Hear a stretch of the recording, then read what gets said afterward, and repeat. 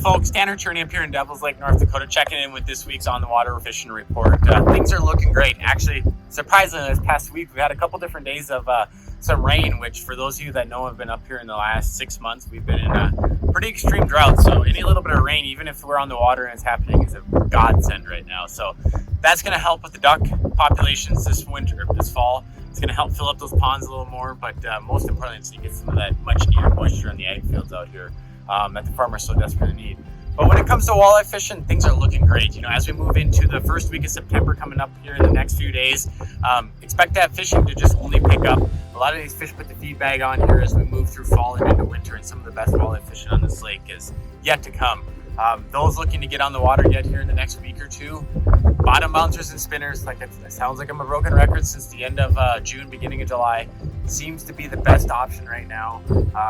Going about a mile to 1.2 miles an hour, pulling bottom bouncers, whether you're doing a 1 ounce, 1.5 ounce, 2 ounce, depending on the depths you're on, with spinner blades and smiley blades tipped with crawlers, or Berkeley Gulp, some kind of plastic on there.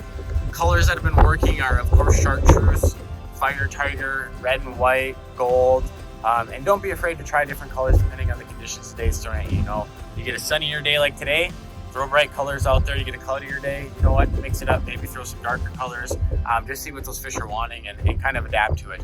For those that are a little bit more of an active style of fisherman, right now we're getting into that bite where the jigging bite for fall is going to be right around the corner. So there's a lot of guys out there pitching jigs still, but don't be afraid to look for those rock piles, or even move up into some of these bridge areas like Mave Cooley, where I'm just a little bit positioned off to the side of here.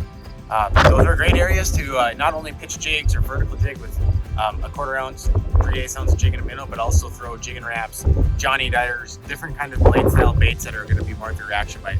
As we get closer to September and even into October, you're going to notice a lot of those fish are very reactive to those kind of lures.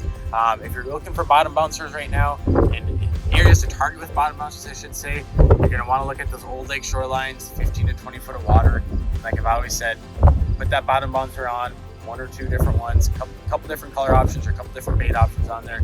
Set your trolling motor at like 1.2 miles an hour and just start covering water. You get a few fish, mark those areas and keep going back and forth. You know, walleyes are very opportunistic, so when you can take advantage of the bite while they're there, even better.